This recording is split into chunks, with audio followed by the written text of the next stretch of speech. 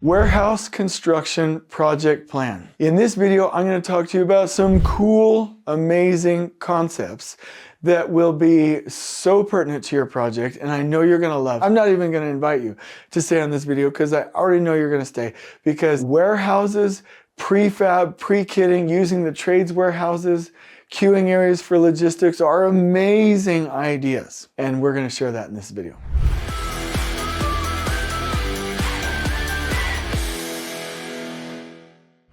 Okay, so let's go ahead and do this right now. I read about this in Built to Fail by Todd Zabel, and he talked about the Terminal 5, I think it was the Terminal 5 expansion in England, and how well the project went. That project is famous. They, from a logistics standpoint, would have logistics queuing areas and assembling areas.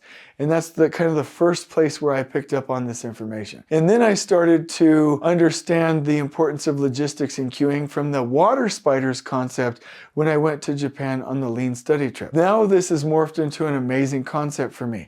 And I have talked about it a little, but let me expand it.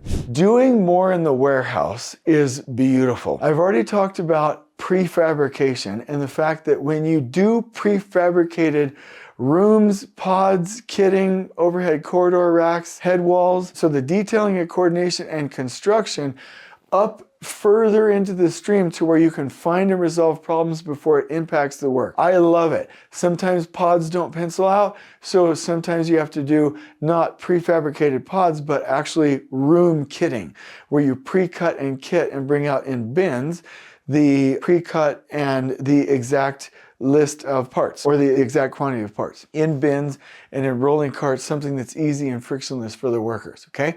We've already talked about that. And in another video, I talked about queuing areas, where if it was up to me, the truck would pull up, so where a shop forklift would take it off onto the flat surface, get rid of the trash right then and there, and put it in bins that can be easily taken with the telehandler to the rest of the project and put on the hoist of the crane, and it's in rolling carts. That way we don't have to take materials in and bring them out. So you already understand that concept. We can get really great with that and put installation work packages on those kits. We can have the visual feature of workboard. We can have better Kanban signals with the forklift operators, hoist operators, crane operators, advanced logistical systems, getting them to the right place to where instead of the workers trying to carry stuff, have it be over their shoulders and take a bunch of trash out and have these big scrap out units, literally they get this really nice kit of parts and it's nice. It's okay, I'll roll this into place and I'll go do my work. Frictionless. Actually, we can put that in the description below or just reach out to me for it. But that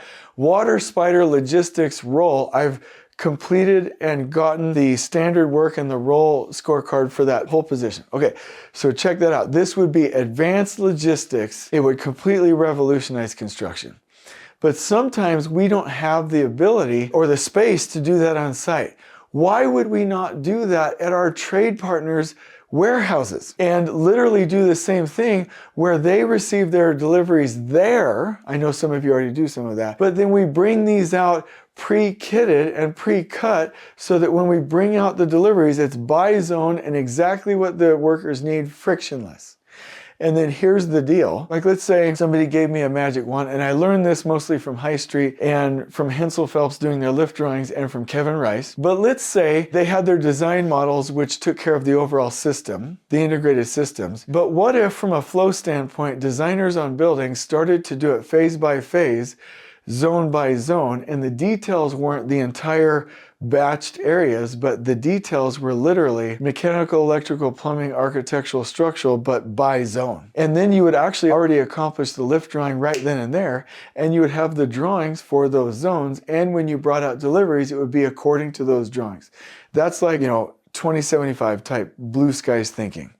But the bottom line is, if we're doing lift drawings and spool drawings, let's bring them out pre-kit, pre-cut, and utilize more of this in the trade partner shops. Now, this is my point. What if your logistics human, literally wherever you were, utilize those warehouses and those queuing areas to where nothing came on site that wasn't pre-cut, wasn't pre-kit, and wasn't prefabricated, and wasn't already frictionless, meaning only brought out the things that were ready. And the delivery schedule was beautifully coordinated, and where those things went were coordinated to where there was less motion. We didn't have an over excessive amount of inventory of materials to trip on, and the project was beautifully logistically supplied. Wouldn't that be amazing? Now, let me tell you a story that I actually wasn't able to produce the video for. I actually have it on YouTube, but it's unlisted. I am seeing more and more companies, especially on mega projects, prefabricate underground duct bank, prefabricate walls, prefabricate all kinds of assemblies to then bring it to, in the warehouse, to then bring it to the site and build it like Legos.